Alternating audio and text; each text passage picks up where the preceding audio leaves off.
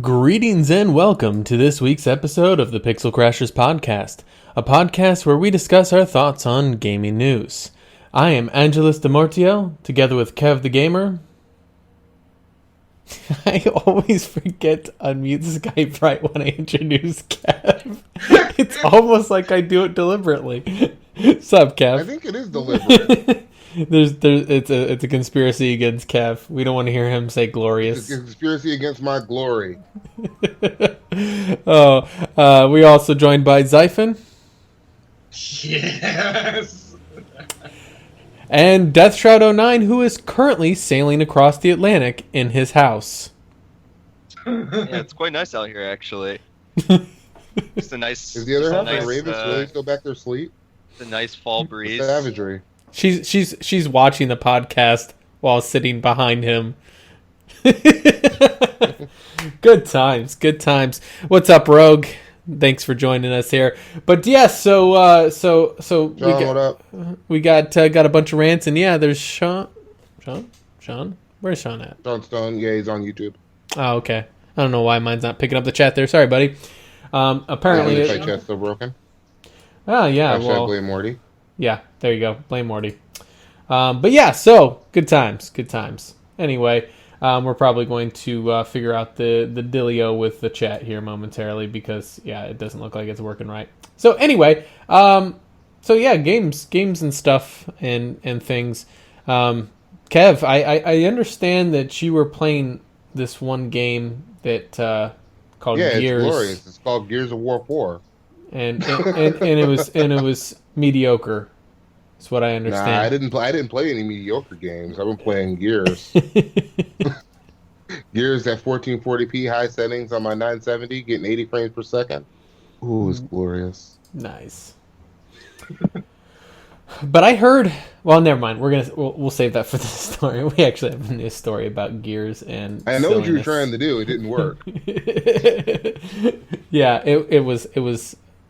Yeah. Anyway, so Xaiphen, how's the Overwatch / Warframe / Realm? You've been seeing me jump around on a lot of games recently. Yep. Let's go with the new one I've been playing around with, which is the free Forza Motorsport 6 Apex. I like that game. I noticed, it's been a long time since I really played a racing game. That was Need for Speed Pro Street. There's been, quite some differences and some of the realism added, effects added into there. And I was driving in the rain. And I'm just looking at the water beating up on the windshield. It's very, very impressive to me.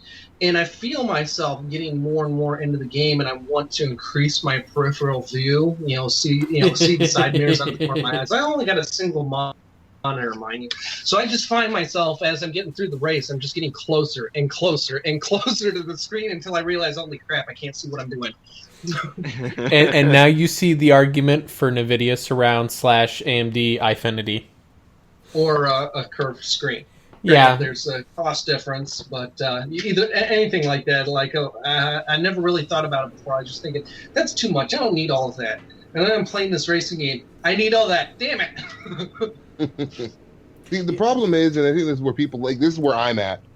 I find myself, I know I want these features, so I just pay for them and get it over with. I'd rather pay for quality and have something I have for a while anyway. Mm-hmm. I got a $500 monitor, but I love the hell out of this $500 monitor. Yeah. It gives me everything I want. 1440p, 144 hertz. But it's not curved. It might be nice to have a G-Sync monitor. It's not curved, though. But I'm planning on getting a AMD card probably in the future anyway. Mm-hmm. But NVIDIA pulls too much bullshit. But unfortunately, your monitor's not curved, so you're still running into the same problem as Xaiphen. You're gonna get close to that screen. I don't have that problem. That's not an issue. If I had a 27-inch monitor, I may not notice that as much. And I was playing earlier because I would still do the same. And I've got 27. I switched from the 19-inch to the 24-inch. I rearranged my desk a little bit, and I wasn't quite leaning into it as much with a bigger screen. It's still not the same as surround or curved screen, but it's still, the bigger screen does help out a little bit. Mm-hmm. Yeah, the big screen when I was on a 22-inch 1080p screen before I got this, and yeah, that jump is nice.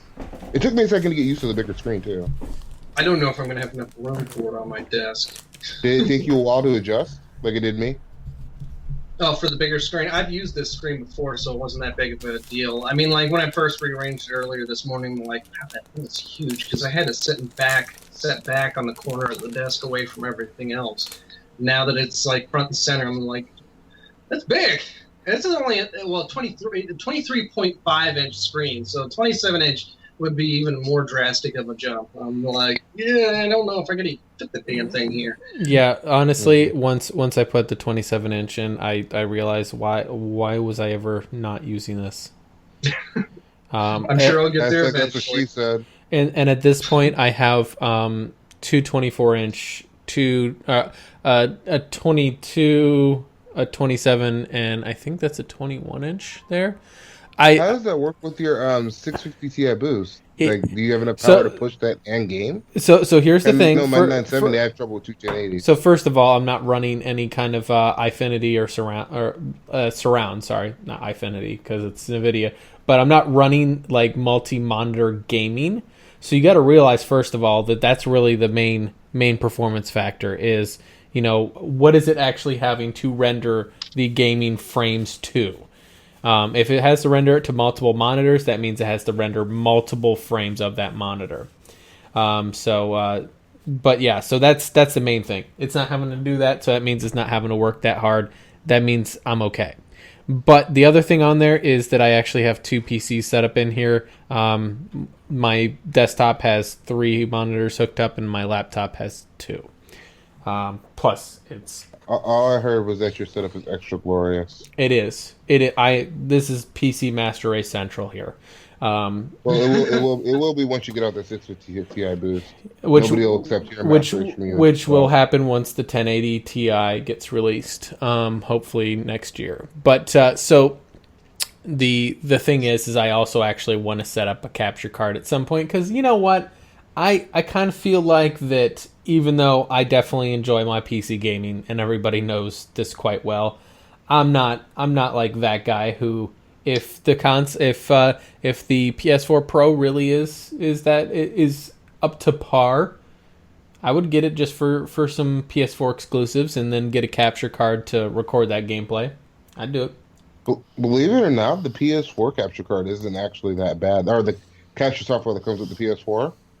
I honestly just go and capture it directly from the PS4. I'm too lazy to use a capture card. Although I haven't got a chance to do more detailed reading on this. Apparently, the capture drivers and method on newer AMD devices is distinctly improved on what it was before. It's Shadow Play and the NVENC encoder definitely had a superiority on it, but supposedly the new Polaris AMD GPUs are almost up to par with Shadow Play, or what are NVIDIA Share, as it's called now. What I will say, like, and I'm saying this is, I've had my PS4 for almost 2 years now, and I've been using that capture software on it. Yeah, most of the time, like, if you see PS4 footage on my channel, I'm probably using the PS4 capture 90% of the time. My PS4 doesn't like. I have a hotspot capture card. My PS4 doesn't like it. I don't know why my PS4 doesn't like it. It works fine on my Xbox. Honestly, when it comes that time, I'm looking more along the lines of the Elgato HD60 Pro, the actual PCI one. Right, yeah, that one's dope. Dope. I'm just, I hear ya. And that might even make it easier for your streaming because of what you do with the overlays and everything. It'll work right in OBS. Exactly. That's the idea, is that honestly, I would love to actually have a streaming computer that is segregate from my gaming computer so I can actually, just push all the horsepower into the game. But that's me. Anyway, so back to games playing and stuff. Travis, what have you been doing aside from swimming thanks to a certain douchebag named Matthew? School, work, which has been interesting due to those circumstances. I didn't lose power. Your school hasn't floated away yet? Yeah, unfortunately. My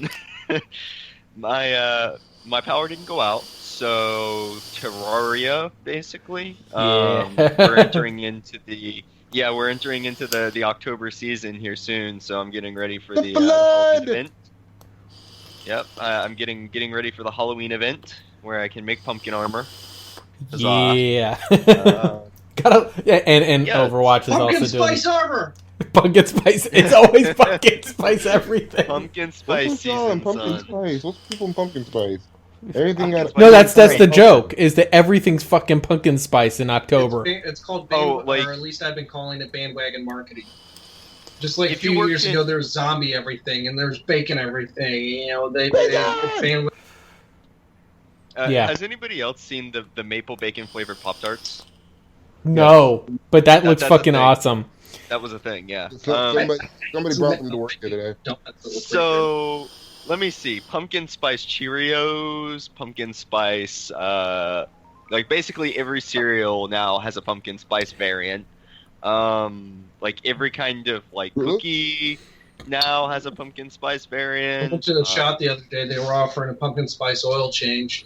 I'm right there. Wait, Had pumpkin are spice you Glock. serious? I mean, it's everywhere. I'm right there with Rogue. I'm ready for the Halloween skins in Overwatch. I'm also ready for the Day of the Dead skins in Warframe because those are actually fucking cool.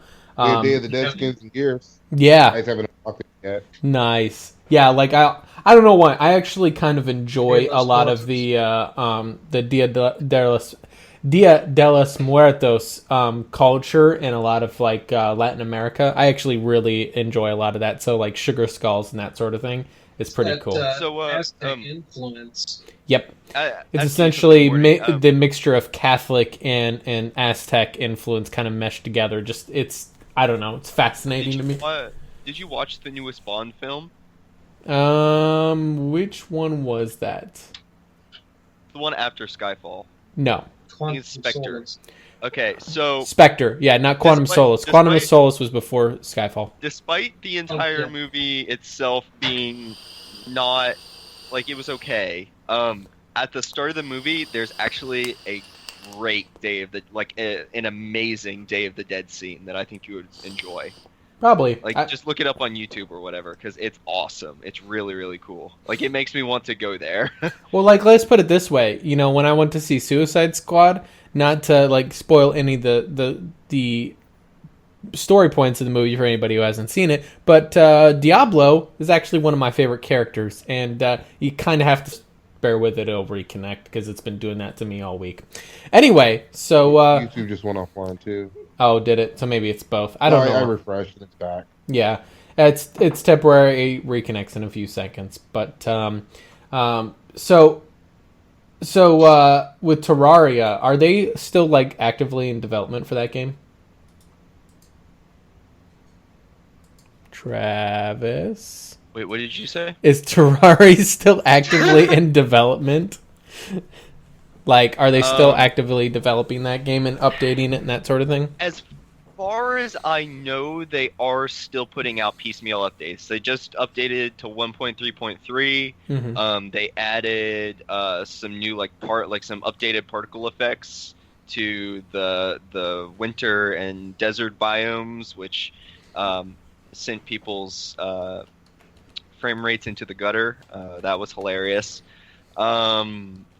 But they added some new items and some new boss encounters and stuff, which is pretty cool. Right now they're working on a side project called Terraria Otherworld, which isn't a sequel to Terraria, but it's kind of like a side project. So it's kind of like Terraria, but it has some other tower defense mechanics in it. It has a different art style, animation and stuff. So I'm not super interested in it, but it might be something in the future. As far as I know, Terraria 2 is still in development and is coming in the future, just in the very distant future, which I'm extremely hyped. I love what I'm trying to remember the company. Was it Red Logic? Yeah, I think so. Yeah. Yeah, it's Relogic. I think it is. Is it Relogic? Yeah, I guess that might be. It's Relogic. Yeah, it's Relogic Games. I think they're a really, really good company, right? Like, Terraria released a very long time ago, and they're still putting out updates for it at no charge. You know, it constantly goes on sale for like $1, right? Mm-hmm. So the amount of value in that game is extremely high if it's, All I'm hearing is Indie Master Race. Yeah, And, indie games. I was on. What was that? Go ahead. Finish what you're saying. And it's really cool, like from like an artistic standpoint, despite it being and I know like 2D sprites and stuff can be really really beautiful, but from a player creative standpoint, it being 2D, you would think that the creative sphere is kind of small.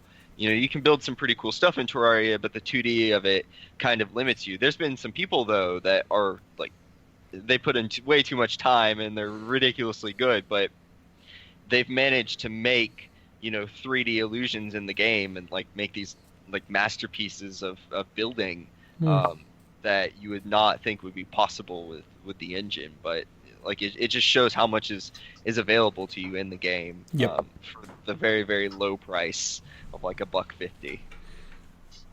I can agree with that, and I was just going on the indie rant last night with whenever I was discussing Divinity, when I was streaming Divinity. Like that was crowdfunded, like from the start. That's like kind of one of the prime examples of how to do crowdfunding right. Like they set a goal, the goal was met, they provided what they promised, and it was actually damn good. It was well done game. It felt solid. They even released the enhanced edition, which kind of fixed a few bugs. They had some DLC that they threw in there. It was, like I said, the game is damn good. And I was playing that, and I was like, man, I really need to actually get around to beating that. Because that turns out to be one of those games where I keep getting to a certain point in the game, and they're like, no, I want to do it this way. So that's always loads of fun. Obviously, as anybody's noticed, I've been streaming War. Yeah. That's pretty straightforward. But let's go ahead and get into our first story here. And this one is very important because of the fact that it's about Kev and how we control Kev. So Kev was recently telling this is discrimination. Stop trying to control me. I will not be controlled. So Kev was just expressing to me how he was so happy he had gone out and pre-ordered Mafia 3 because he found out that it was capped at 30 frames per second, and he was like, this is the game I've been waiting for. I've been waiting for a game on PC that's capped at 30 frames per second. Okay, to be fair, I don't know why this is still an acceptable standard in gaming to make a game that's capped at 30 frames per second. Mafia 3 launched, and it was everybody's saying it's capped, at 30 frames. It was confirmed by the developers. It's not unlike the Batman Arkham Knight launch, right? That was capped at 30 frames, and you had to release that. It's a totally different scenario. I mean, it's still you're artificially capping a game. Now with Batman Arkham Knight, it was capped at 30 frames per second on consoles as well. The difference is the PC port didn't have above that. The difference with Arkham Knight was that you struggled to hit 30 frames per second. It was just a technical mess. Mm-hmm. No matter what hardware you had, you were still playing mostly at 15, 20 frames a second. But you could go into the INI and actually change that in Arkham Knight, but then it would crash. Yeah. On people. Well, like no, with this is different. This is more like The Evil Within, where they just built it with 30 frames per second in the game, or Dead Rising, but then eventually people bitched and they made a patch to make and they said they're making a patch for a 60/unlimited FPS option. But I mean, and I will buy it when that happens. That's why I don't pre-order. Yeah, I don't pre-order until I pre-ordered Gears at the last minute, but only after I saw reviews. Yeah, well, I mean, I imagine Kev can go on the talk about the pre-ordering games and how it's encouraging the release junk and fix it later. Because I mean, to be frankly honest, you release a game that's capped at 30 frames per second, that's fucking junk. This is 2016. Like, even the consoles can handle 60 frames. What's more junk about it, too, is that how the console guys are actually talking about it. They're, this is the reason I don't play on PC. but Mafia's fucked up on console. Yeah, too. it's 30 frames per second across the board. I don't know why people on consoles are even accepting of it. It's a crashy, buggy mess on console. Yeah. The PC doesn't have that many bugs. It just kept at 30 FPS. It's still the best version of the game. It's still I don't know. I don't understand this whole like I understand you're gonna have bugs in games. Like I tend to be rather sympathetic of Bethesda's releasing bugs, although unfortunately they tend to not fix them. That's another problem. That's separate from. But they release games that are for the most part complete and work, but there are glitches and bugs in those games, which to me is a little bit more sympathetic because they deliberately do not scale up their development team, and there is so much in that game that things falling through the cracks is going to happen. That I'm sympathetic to. The fact that after even, Skyrim, for example, there's still bugs that Bethesda never fixed that had to be fixed with mods. That I'm not as sympathetic to, but that's another story. See, to me, as deep as Bethesda games are, like as deep and vast as they are, some developers I feel get a pass, and we've talked about this where I don't even like Skyrim like that, but I give Bethesda a little bit of a pass because their games are so vast. There's so much that you have to account for in Bethesda. There's so much depth that I think not to say that they should release buggy games, but it's a little more forgivable, in my opinion. Yeah, to a point. That's kind of where I'm at. Is that I feel like that it's releasing a buggy when you've got a really heavily expansive game. That's one thing, but from what I understand, Mafia, it's got some open world stuff. It's essentially another. At this point, it's become kind of a GTA clone of sorts. Different backdrop, different theme, but the open world, explore and do different jobs around the city type of thing is very much a GTA staple, which Mafia used to do it, but with Mafia, it was like you were in a different time, so it felt different. This one's a little bit more modern. I played Mafia. I played the other two Mafia games also. Yeah, I played both. I love them. It was a linear game in an open world. You can go around open world. But what's weird about Mafia 3 and the clips I've seen, the world is pretty dead. Like, it's like a PS2 open world game where, you can go wherever you want to, but there's not a lot really going on. There's a car here and there, a person here and there. Which is weird. Because Mafia 2, Mafia 1, kind of felt like that. But you got to realize that's an old game. Mafia 3 looks like that. Yeah, Mafia 2 was a PS2/original Xbox game. So, was it? The original Mafia? Yeah. Yeah, the original. The original Mafia was PS2, and that kind of felt like that. The one thing I liked about that game is you actually had to fill up with gas, right? You drive your car around town, but you actually had to pull into gas stations and get gas and whatnot. But yeah, in any case, though, Mafia 2, that was 360 PS3, and that one felt a lot more filled out. Like, you felt like you were driving through a city and having to deal with obnoxious traffic. But I think that also had to do with level design. There wasn't a lot there wasn't like a lot of areas. Like the city was fairly small. Yeah. And they just jam-packed a lot of people in that small space, which was great for level design because it took advantage of the hardware at the time. Well, the thing is, too, with Mafia 2 is they did actually make a good kind of comparison of the kind of, we'll call it the preview versus because they had two different time periods, right? They had pre-World War II, post-World War II. They jumped ahead several years.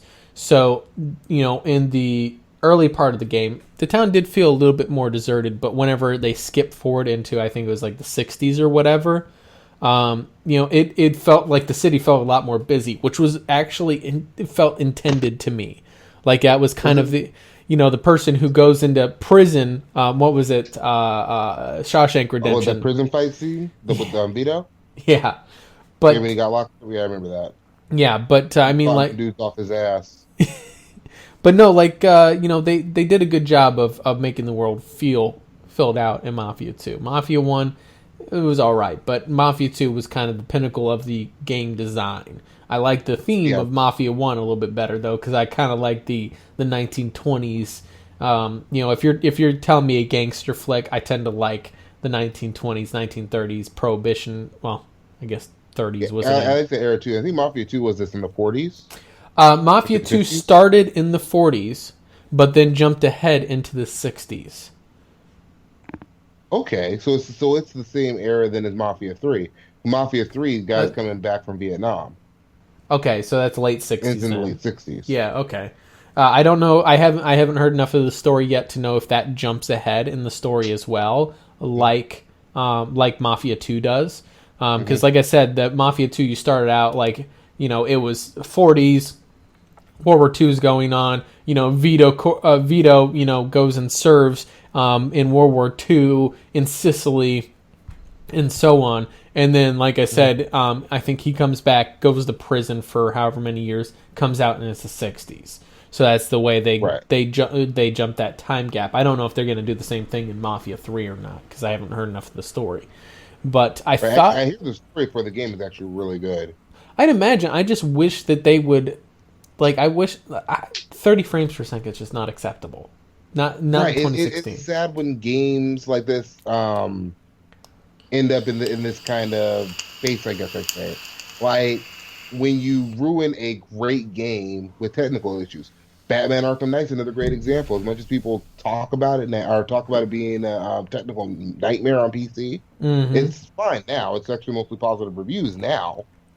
But yep, they fixed it now. People talk about it being a great game, and it was a great game that just got hampered with technical issues. They had to pull it off a sale from Steam because of how bad it was. Like that to me, that says something. That's to me says good consumerism, and that's one of the reasons I love the PC community, because I think it also again tells it should be a reason not to tell people, oh, this is why I don't play on that platform. This is why you don't pre-order. Yeah, exactly. It's like gaming. I feel bad for people who buy most games day one, because we're at a point now where you're better off waiting 2-3 months, getting the game for $20 at Best Buy on sale, and you get a better product. Yeah. And that's just better consumerism, if you're willing to wait. That's honestly the way I notice it seems to work out the best is waiting until the games get all their bugs worked out. And it's unfortunate that that's the way that the culture has to be, is that honestly you should be pre-ordering is a scam. Like back in the day whenever it was all physical copies of games, it made sense. Pre-ordering, that guaranteed you to have a copy of that game day one, as opposed to risking a very popular game being sold out. That's completely moot now, because most games, if not all games, are digital releases. And that's actually usually the superior way to own the game. Physical title. I know you're going to argue with me on this, but having a game attached to your account that you can download anywhere, to me, is a better solution than having a physical copy that can get damaged or destroyed. Right. What I was going to say is it kind of depends on the user and what they want. Yeah, that's and then true. there's also collector's editions. Yes. I think collector's editions are a good reason to pre-order if you want that collection. That I'll go with. Like whenever you get swag, anytime there's swag involved, that to me justifies the cost sometimes. Now, before, I won't rant on this too long, but Skyrim Special Edition Ultimate Special Package with the cheap as hell fucking Dovahkiin mask, that's bullshit. Oh yeah, some of these are bullshit. But if you saw like the one that came after the one game with Mafia 3 is actually pretty decent. Well, they gave you two LPs with it, with the game soundtrack on it. That's pretty nice. Well, I mean, like the original Skyrim, I can't remember what it was called. I thought it was called Legendary Edition, honestly, but I that's obviously been now termed the name for the full game with all DLC. Yeah, but the whatever the special super deluxe package for Skyrim actually came with a fucking 12-inch dragon statue or some shit like that. Halo has been notorious for their super special edition package having a fucking Spartan helmet with it, like an actual helmet you can wear that's high quality shit. That is worth the fucking money. Because it's actually quality stuff. Well, it's not even just worth the money; it's worth putting the money up front. It's worth the money if you're a collector, I should say. Obviously not everybody really gets into that, but if you're a collector, you like your swag, then yeah, it's worth it to get that. But the special edition, getting a little cloth Dovahkiin mask, come on now, Bethesda, come on. Mm-hmm. I'm even looking at the Gears of War collector's edition. I wanted to get. Yeah, this. what's that? What does that have? That didn't. It's because you can't. You get Xbox Play Anywhere with it.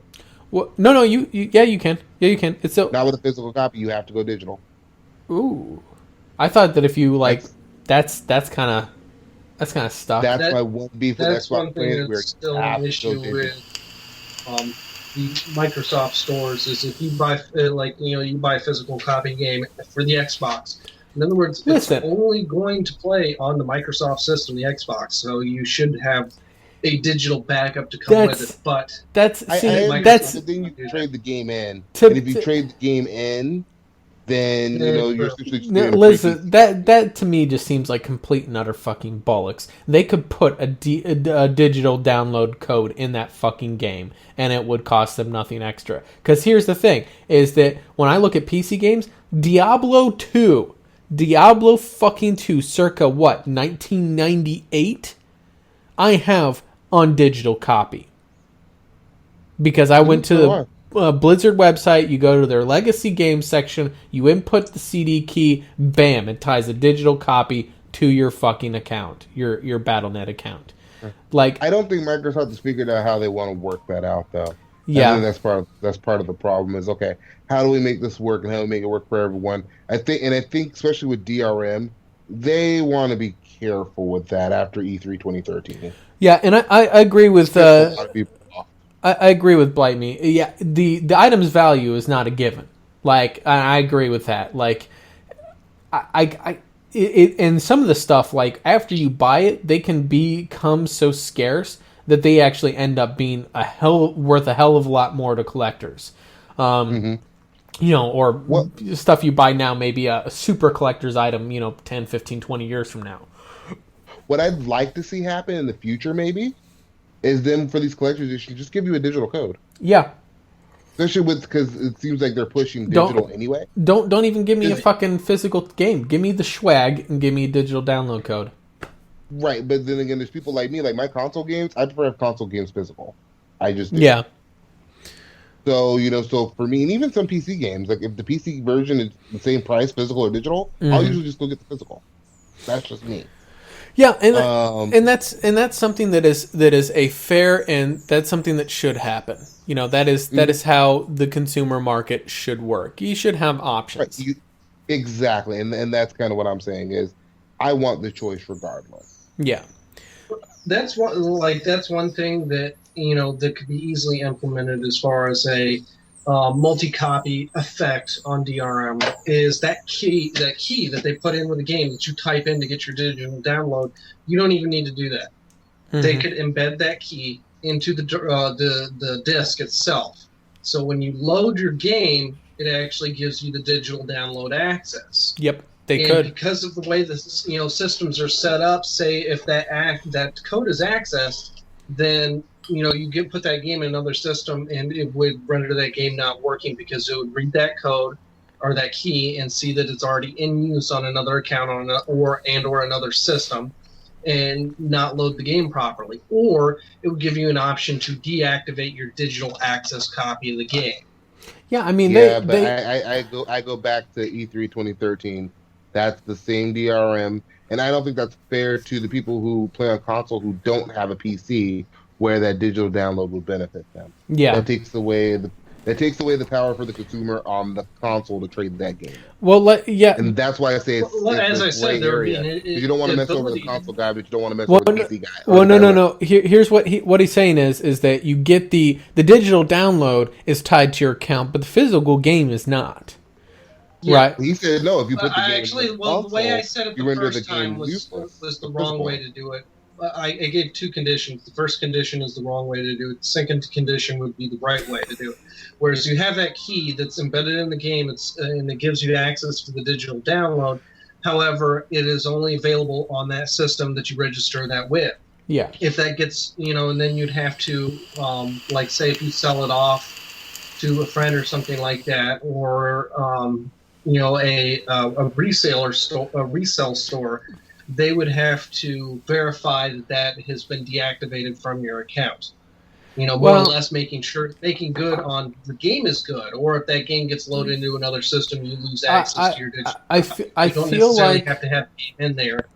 I feel like what they could do is because Xbox One, PS4, right now, you put a game in, it installs it to your system, right? You no longer run the game off of the disc. Well, what that could do is the moment you pop a game into the disc, it generates an authentication key, ties it to the account that's logged in, right? So it's a new key, blah, blah, blah. And then now, the problem I would have, though, is that, like, okay, then what's to stop you from giving it to a friend and having the friend, plug it into a system and then blah, blah, blah. That's the argument that they have against fucking a lot of the physical game sector is, oh, they're not going to buy as many of our games. People will still buy used, and you're still going to have that same problem. Here's a way to make that work: is have it set up as a registration process on the embedded code. So you have the disk, you load it in your system, it installs, and then it loads up that embedded code to your account. Then you have digital copy access. Yeah. Well, as long as you don't even have to keep the disk in your system, it's now tied to your account. You have digital access. You can shelf that game and not touch it. But once it gets loaded into another system, it removes your digital access from your account and transfers it to the next account that gets loaded into. So as long as you don't loan your game to a friend, then you maintain digital access, digital copy access. That makes sense. So once you loan it, give it away, sell it, or anything else like that, that's when you lose your digital access. That makes sense. Yeah, like that. It does to an intelligent person. I'm concerned about not everybody is that intelligent. It's not just about intelligent people. It's how whatever company would introduce such a technology.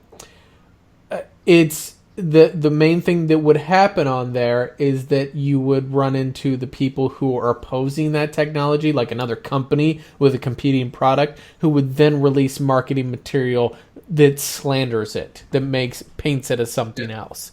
The thing is Blight Me is nowadays you really own nothing. That's the thing is that you really don't own anything. Even if you have a physical copy of the game, if it's got online multiplayer, guess what? You don't own that full game. I don't agree with that. You can own all the physical objects you want, but when it comes to code, anything digital you do not own. Yep. I'd go a step further. You don't really even own your console.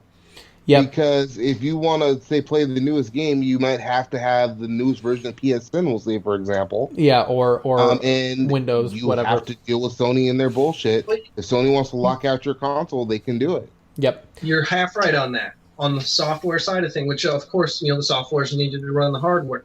They're not going to come to your house and repo your console. They can block it out and make sure it doesn't work. But the hardware is still in your house. That was my point, is the hardware is wrong. Yeah. When it comes to the software, nope, not a damn lick. You are leasing access to or not leasing. You are granted you're granted semi-permanent access to the software when you buy the hardware. Correct. The thing is Blight Me, if you've read some of these terms of service, it's not as clear as you might think. The thing is that the intellectual property is a tangled, confusing mess. So you may think that you have the right over all of your stuff, but if you read the terms of service on some of these guys put out in their stuff, you don't have you do not own. For example, you buy Windows. You straight up buy Windows 10 right now. You do not own the source code to Windows 10. You do not own the kernel coding for Windows 10. You are granted a license. You own a license to access Windows 10. That's the same way with these gamings. You do not own the code to those games. You do not own the music to those games. You do not own the story content, the characters, the copyrights. You do not own that to the games. You own a license. Even open source freeware, you don't own at all. Yeah. Like Linux, you do not own. Like you download a copy of Linux, you do not own that. You have free access to it because it is freeware. It's open source, but you don't actually own any rights to it unless you create the code yourself and legally file it and spend all the money and hassle that involves in dealing with that. You actually own none of it. Yeah, that's the thing, is that you own a license to access it. You do not own the intellectual property itself. Like me, that's where a lot of the catch in this legal area comes into is hardware. Yeah, they'll say you own it. Mm-hmm. Now, whether or not the hardware works, that's a different issue. But you bought the hardware, you have the hardware, that is your hardware. Software, on the other hand, that becomes a lot more gray because it's it's not like you're getting what's the right word I'm trying to think of? Original or unique software to your device. It is generic copy and paste software that works on multiple devices and had an original source behind it. That original source had an owner. It's more or less looking at copies of paintings. You can't get a hold of the original painting without the extreme expense of that original painting. The copies, on the other hand, you can get cheap and whatever, but it's still not the real thing. Yeah. Well, you can't claim it's the real thing, and you can't do what you can't make the same claims you could if you actually had that real original painting. Yep. But let's go ahead and since we've been on this topic for quite some time, we actually don't get me wrong. It's a good conversation to be having, and it is good for that to be clarified, because a lot of people don't understand. They have this mine mentality. They don't realize where the line is drawn with actual intellectual property law. Now, I have my other problems with... And digital and software is a really gray area anyway, as you mentioned before, where the thing is, it's not that you necessarily own it, is that they can take it whenever they choose. Yep. Like we've seen lawsuits. There was a lawsuit out a year or two, or a court hearing a couple years ago, against people who are making modded servers, customer servers for games that developers took offline. And they said that no, that is a fact illegal. You cannot create a new server for a game that a developer doesn't want to develop anymore. A good example of the gray area of that concept is in the emulator community, especially when you talk about Nintendo emulators. So an emulator itself is not... I'm trying to remember what the wording was. There's actually been legal precedent set on that. Can't remember if it was... The emulator itself is illegal, but the ROMs are. Something like that. Something like that. There was rule. I'd have to relook it back up, but it's something along those lines. There was actually a line drawn on that. But let's go ahead and get moving on there. By the way, just the final thought. Fuck 2K. 30 frames per second is not acceptable. Yeah, I'm not even going to go as far as say fuck 2K. I just think this is an unfortunate event. This is unfortunate that this happened this way. And I hope that 2K learns from this situation. Fair enough. Well, we'll say that much. But anyway, let's go and get fuck preorders. Let's go get moving on. However, the one we will say this week is fuck GameSpot for really shoddy reporting. So there's been some conflicting reports, most notably GameSpot, that are like, there's some huge differences between Gears of War release and the E3 2015 demo. Huge differences. They're trying to paint the narrative of the Alien Colonial Marines debacle with Gearbox Software, where they showed this beautiful, grand, glorious game at an E3 demo, and then the actual release game of Aliens Colonial Marines was garbage, right? They're trying to paint that narrative in this kind of really biased reporting. I wanted to talk about this because Kev obviously has a horse in this race, and I wanted him to give his thoughts on it too.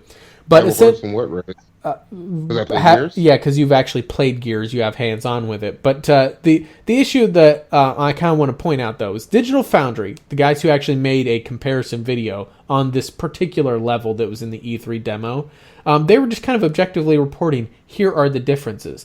Not necessarily bad, not necessarily good. Here's the difference. It was rather objective, but it's kind of been kind of spun right on a different way.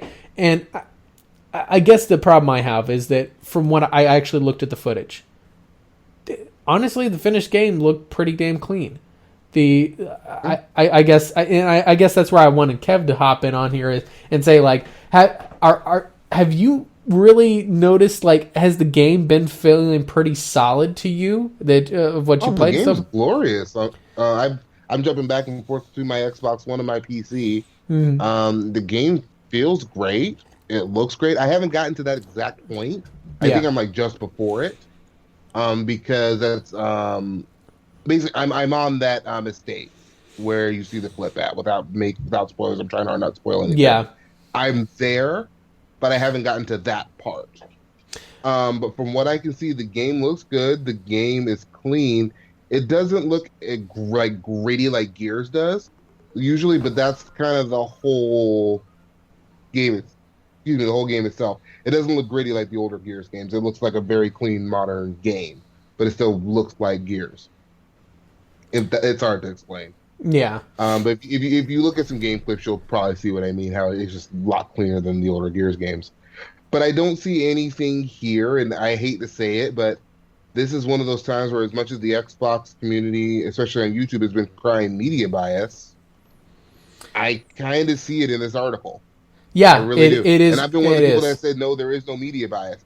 But this is clearly them bullshitting against the Xbox One. If you would actually, like, when you look at the video that Digital Foundry made, you could tell it was rather objective. It was just here are the differences. It was cut. It was very dry. He wasn't necessarily giving his personal opinions in most areas. There was a few where he would point out, I'm not sure if this is better or worse. Like the one point he made about the trees. Whenever the windstorm kicked up and in the demo, the trees kicked a lot more violently. They gave it an effect of the windstorm was more violent. Whereas in the final game, they didn't blow as hard. And I'm like, well, to be honest, they moved one of the that big four-legged enemy that attacks you. I don't know what they're called. Yeah. But that moved. He jumped off a rooftop and got you, and now he gets you a different part of the level. Or a car blew up here instead of there, and I'm like, yeah, and it's like, that's just minute. The post-processing filter was different. That was one of the things he pointed out differently. So essentially, the lighting is different, which is not necessarily bad or worse. The difference I noticed was lighting. Yeah, it's not necessarily better or worse. It's just different. That's what Digital Foundry was saying. It changes the mood. Yeah, because Gears 4 doesn't feel like a horror game like that. The trailer kind of depicted originally from E3 was it was kind of more of a scary horror game going back to the original Gears, how it had some of those more horror-like moments, and it went back to maybe something more like Gears Judgment, Gears 3, even to a point Gears 2, where it was really focused on the action, and it felt more like an action shooter like the later Gears games, which is great. Yeah, and I feel that was the difference that I saw. It lit it up more like, oh no, this is an action game. So do you feel like that was that could be in some way misconstrued by someone as a sort of false advertising? Because obviously that's been on the top of everybody's mind nowadays with No Man's Sky, right? Is that people are?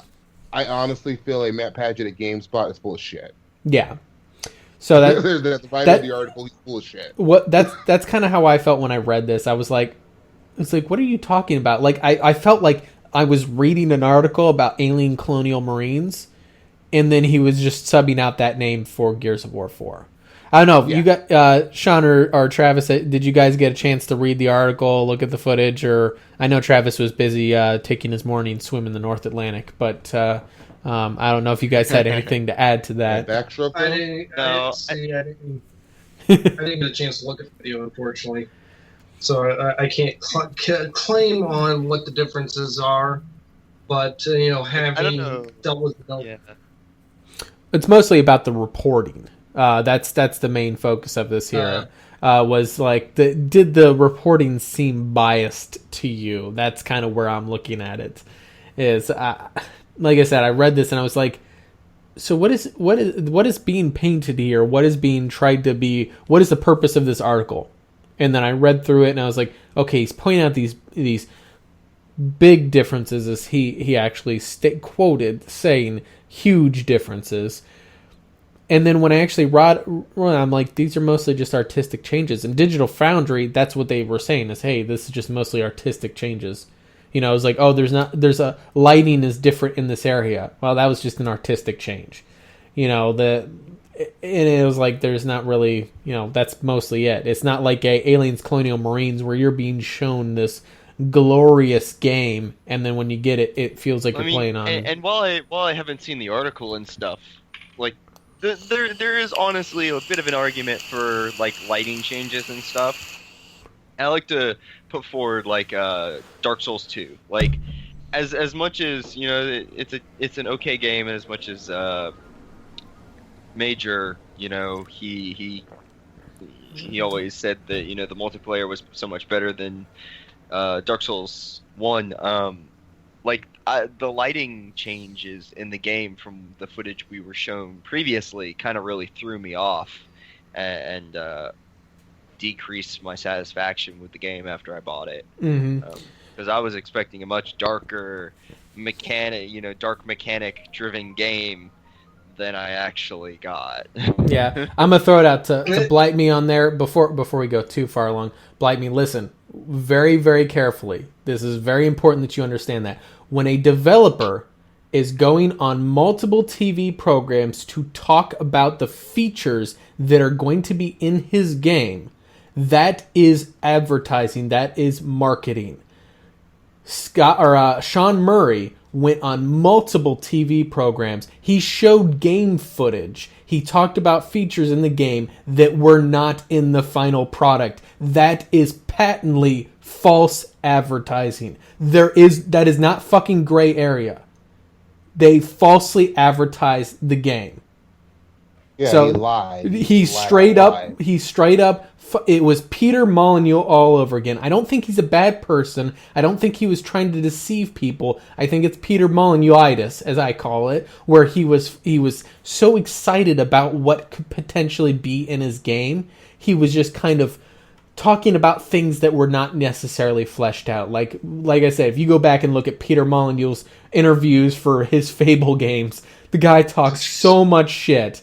So excited about that. Yeah, he was so excited about his game. He was so filled with passion that he just goes overboard. And then he goes back to the studio, and the studio manager's like, Peter, we can't do any of that. You know, and that's, I think, the same thing with Sean Murray. But it is false advertising. There is no gray area in that one. I'm sorry. I'm standing with the consumer on that one. They were fucking lied to. I have not bought No Man's Sky because I waited for reviews. And guess what I saw with the reviews? Hey, it's boring. It's not necessarily a YouTube thing. That is actually what's going on. He said one thing, did another. But can be put in the game and what is in the game are two very different things. Yeah, very.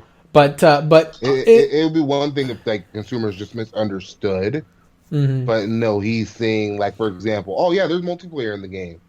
Yeah, like, but they're not going to come across it very often. It's like 0.00.1 or 0.001 chance % you're going to actually find someone in the game. When he said Bethesda has taken advantage of modders and started using that as an advertising point, but they did not start from the very beginning saying, well, modders can add, and even then you'd have to specify, like, well, modders can add this and this, or we will have this and this later. And I was like, this is what will be in the game on launch.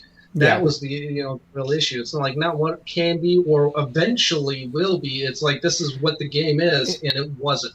And here's the thing, and this is kind of the icing on the cake that actually proves this was false advertising. Sean Murray has since come out saying that he is working with his team to add the features that he promised to the game as DLC.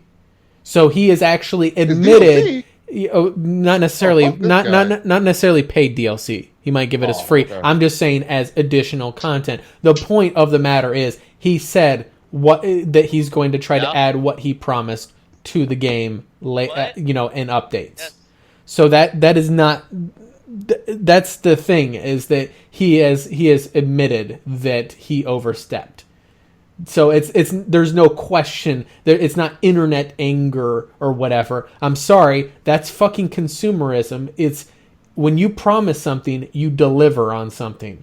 You don't promise me big and then deliver small. That's going to mean that I'm not going to buy your product and you're going to go out of business. That's how capitalism works.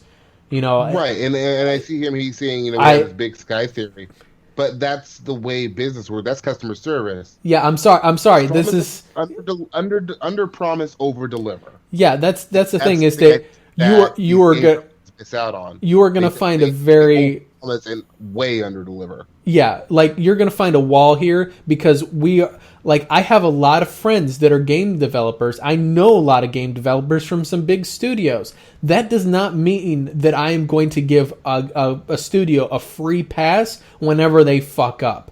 Developers are not on some untouchable platform where if they do something wrong, it must be the internet's fault. No, that's called victim blaming.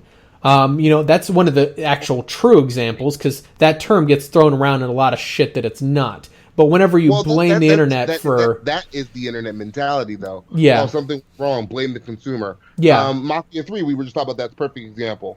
30 frames per second. People have been blaming the PC. Yeah. But I've been looking at clips the whole show. It's not the PC. PS4 version is fucked. Yeah. You can't blame the consumer for being upset that they were promised something and delivered something else. Yeah, internet hype plays into it, but guess what? When you're going on TV shows and giving interviews and showing footage and talking about features in your game that aren't actually in your game, and then that gets hyped up on the internet, that is not the consumer's fault. They are going to get hyped up. You know that they're going to get hyped up over your game whenever you're announcing grandiose features that are going to be in it. That's it. You can't blame the consumer for being excited for a product that you're marketing.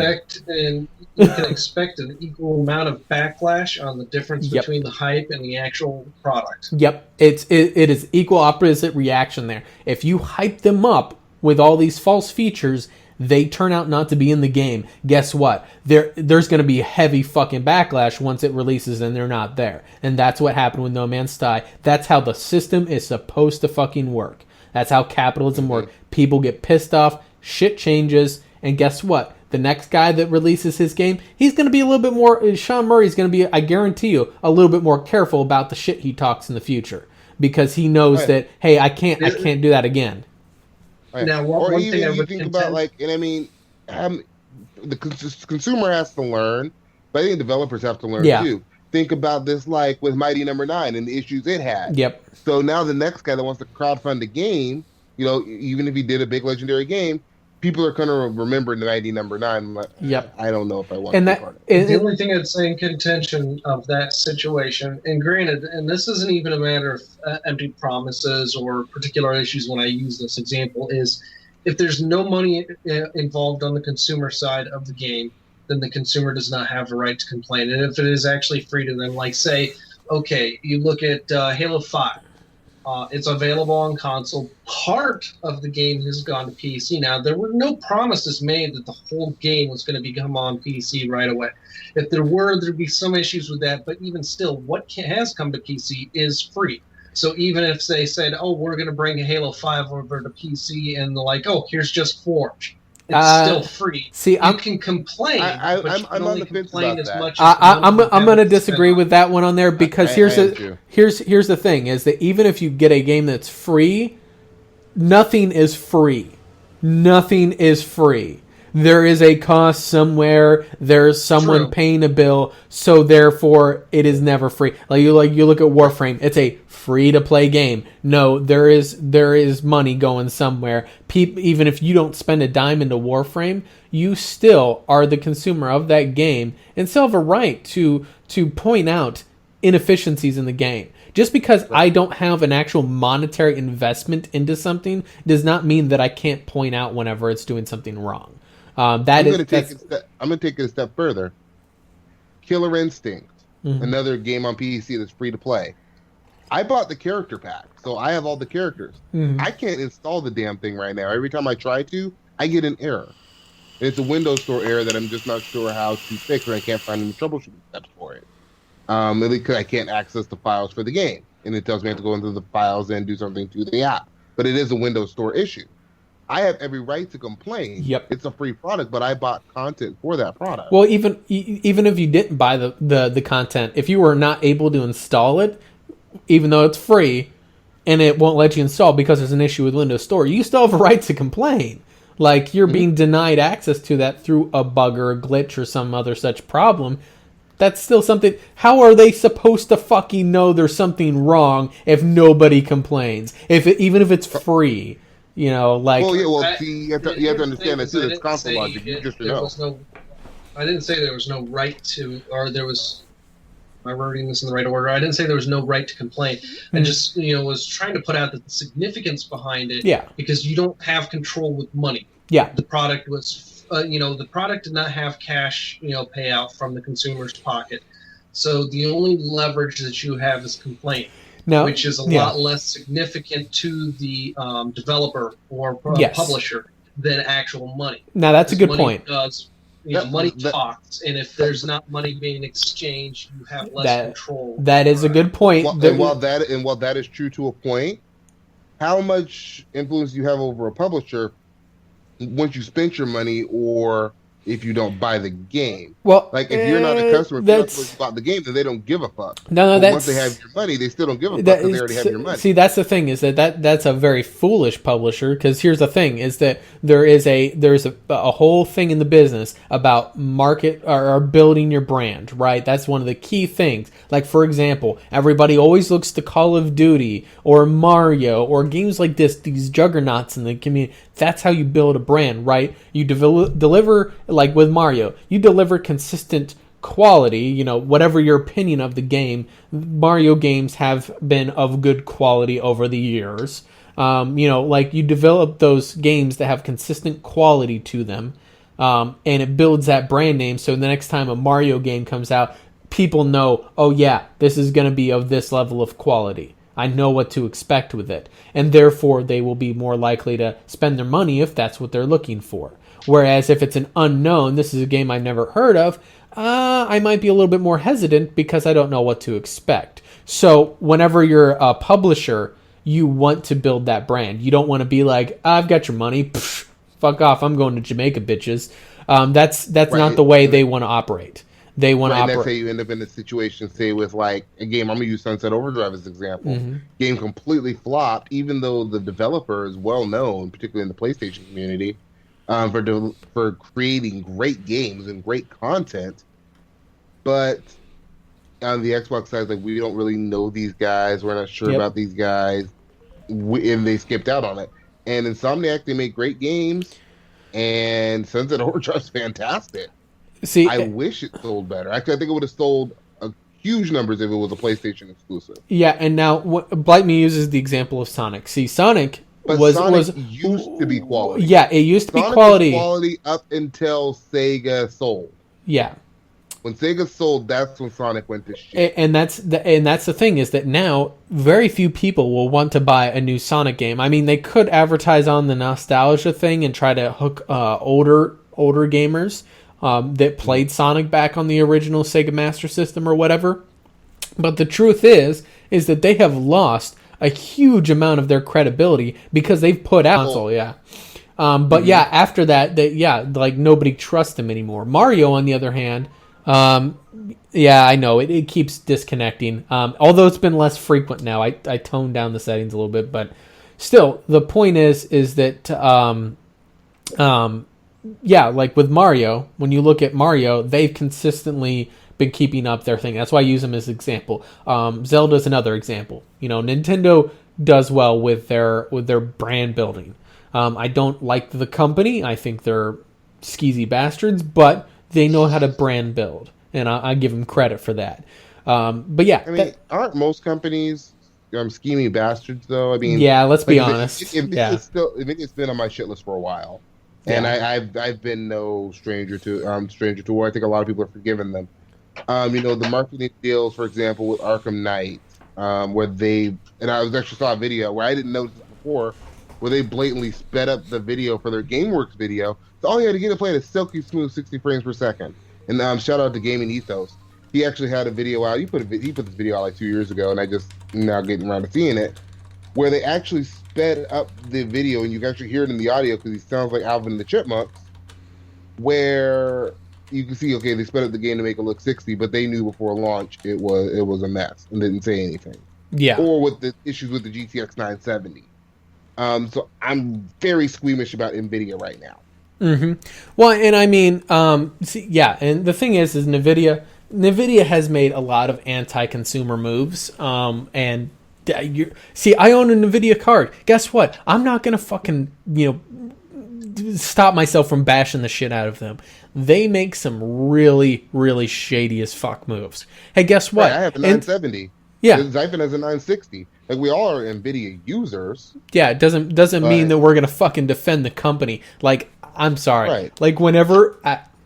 I'm not going to go on my fanboy rant. Anyway, let's bring it back before I go off on too much of a tangent. The point is that, with these issues and in consumerism, the way it's supposed to work, and the way it works in the most time, is that you have a product that gets released. They put marketing around it so people know what the product is. It targets specific users, the people who are most likely to buy said product. Those people buy said product, and then they go and give feedback saying, hey, this is shit, I don't like this. Or, hey, this is great, I love this. That company then takes that feedback on what worked, what didn't work. They rework and release yet another product. And this continues, this two-way cycle of, hey, person buys product, they give feedback, or they don't buy product because it's shit. That's how the process works. The consumer, manufacturer kind of loop. Whenever you run into issues where now you have people that come out and defend developers, they defend OEMs, and things like that, that breaks that loop. When you have people that have no... God damn it, I'm going back in that rant. No, go ahead, have your rant. The fanboy rant. I think it's actually important to the discussion. Yeah, whenever you get these fanboys, or just in general internet white knights, whatever you want to call them, that... say people start bashing Hello Games for the false advertising, and then you get people that step in there and say, hey, it's actually YouTube's fault, or it's the player's fault. No, not really. You're holding it wrong. Yeah. God. Your logic is off. Yeah, you're holding it wrong. You're blaming the person. You're blaming the consumer. It's like if I go to a restaurant and I eat a steak and I get sick, it's not my fault unless I eat it and I'm knowingly allergic to it. That's different. But if I have like no health problems with steak, I can eat steak whenever, and I eat it and I get sick, that's this restaurant's fault. Yeah. Well, if I drive and I get into a car accident, do we blame the car or do we blame the driver? See what I mean? But when a game comes out broken, we blame the gamer, not the person in control of the game, of creating the game. Yeah, and that's kind of where I'm at, is that, like I said, the whole fanboy thing, like say with the 970 thing, right? NVIDIA released that. They clearly 4 gigabytes of VRAM, no asterisks on that, 4 gigabytes of VRAM. And then we found out, now, while most people had never experienced any problem with this, it still came out that 4 gigabytes was kind of not really what you wanted. You had 3.5 gigs at the full speed, and then 500 megs at a very chopped down speed. Like I said, I'm actually starting to see problems with it. Yeah, mostly because I'm playing at 1440p. Yeah. But if I throw like for example, I throw Gears on Ultra. Mm-hmm. I thought my 970 couldn't handle the game at all at 1440p. I crank it down to high, and I realized no, it's just capped in the VRAM. Yeah, going to like the 4.5 area. Yeah, instead of the 2.5 where it sits at when on high. Yeah, and that's the thing, is that like that was, and people found out about it, and like so a lot of people never had problems with it. That doesn't mean that it wasn't right, or it wasn't a wrong thing for NVIDIA to do. And they of course they've paid their dues. They have their court settlement. Blah blah blah blah blah. And AMD, like, I have been very critical of AMD because of a lot of their bullshit that they've pulled with making their monetary focus in the wrong places. Like, instead of putting money into R&D, taking a few years off of releasing a graphics card, instead they keep releasing rebrand graphics card, which they're thankfully now getting away from. They're having new cards come out, thank God. Because I really want that competition. NVIDIA stood unopposed for far too long. And I can't wait for the new AMD CPUs to come out because Intel stood unopposed too long. Mm-hmm. It's never good whenever you have one manufacturer that has no challenge. Like, Intel CPUs are just objectively better CPUs than AMD, and I fucking hate that. Like, it's not necessarily that I like one or the other. I just want them to be equal, so they're fighting for that dominance, which means they're putting their A game for it. That's the right mindset to have. Yeah. Sadly, a lot of people, like, I remember I saw this even on Tech Syndicate a few months back, on Big PC Gaming Channel, and they were like, yeah, we want AMD to be competitive, but somebody else go buy AMD because we don't want it. I'm like, that's totally the wrong mindset to have. Travis, your eye candy. We want AMD to get better, but we got to put that money up. And yeah, death talks occasionally, but we're not leaving room for what is so funny, Morty? Your eye candy. He said, he said, does death talk or is he just eye candy? And I'm like, it's just eye candy. We actually have him take his shirt off halfway through the stream. Get all the girl watchers in there. They're just talking about Mass Effect, man. Like, come on. Okay. we'll get to that, but just to kind of summarize the last bit of the story. As far as bringing it back to the whole thing of, a part of the to wrap this full circle.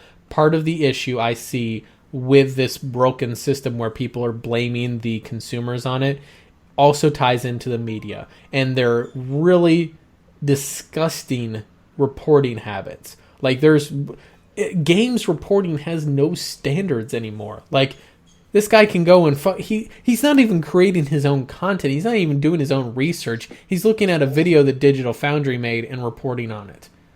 He hasn't himself gone into the game and confirmed any of that. Reporting, he's lying. Yeah, well, he's spinning it, right? Yes, I personally see it as rather dishonest, and it's very much unethical. I just kind of am like, maybe have you even played that segment yourself? Have you played both games or like played the demo and then played this one? Have you actually done your own research? No, you're just reporting on someone else's stuff who was being objective, and you're throwing a subjective bias on there, which is the exact opposite of what you're supposed to do. Right. It's like, I understand, like, everybody's going to have their preference, but there's a difference between having a preference and having a bias. And I think a lot of people struggle with that these days. I can prefer to play on my PC, and that'd be my total preference. Mm-hmm. That doesn't mean that I won't play an Xbox, or I won't play a PlayStation, or I won't play Nintendo, whatever. It just means that, given the choice, I'd rather play it on my PC. Or given the choice, for example, I had this discussion with somebody in the comment section of my videos. I don't think he got where I was coming from. I told him I don't like PCs in the living room. I don't like that experience. Playing on TV. I know you can do it, but I'd rather use a console in that scenario. To me, it's just more seamless. It's easier to do in the living room.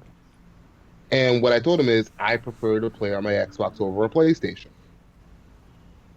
And he, but your preference is PC. That doesn't mean I don't dislike, or that doesn't mean I dislike consoles. Yeah. It just means given the choice. Exactly. And like I said, I kind of did get annoyed with that whole, like, oh. See, I don't even play in the living room anymore, so consoles became like, okay, why bother?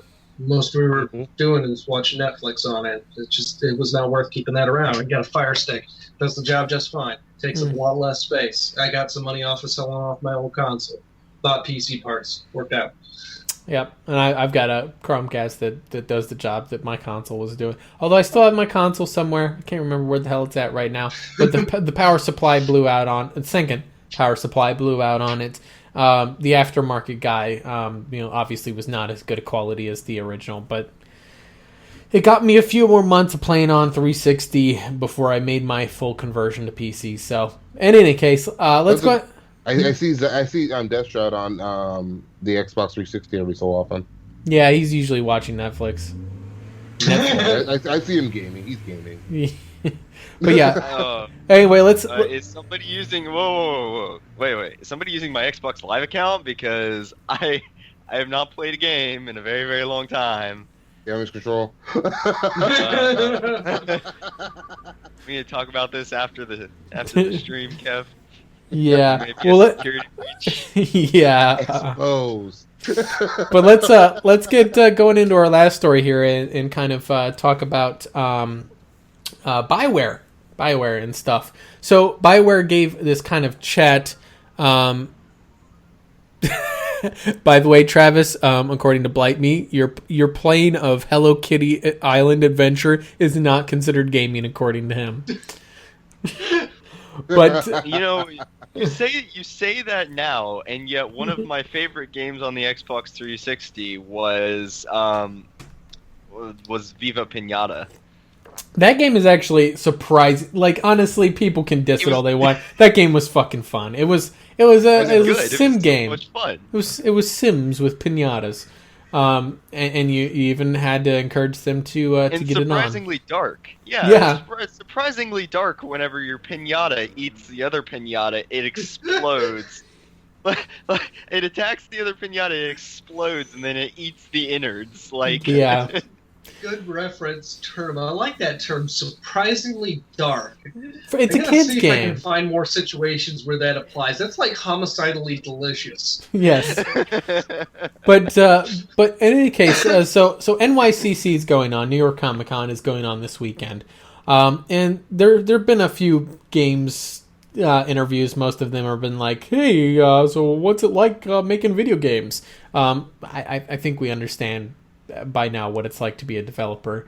But no, there's actually an interview BioWare gave to discuss on Mass Effect Andromeda, and then they had another one on SOTOR, which that was kind of more directly, hey, what's upcoming for SOTOR, which is nice. But Mass Effect Andromeda, they kept it in context of it being, a Comic-Con, and they were actually talking a lot about Dark Horse Comics and how Dark Horse is going to be releasing a series building up the world of Mass Effect Andromeda. And I kind of wanted to ask you guys, do you think this is an interesting tactic to use comics as a way to build up a game rather than being a tributary off the game? Yes. I like, I guess I call it side culture, counterculture.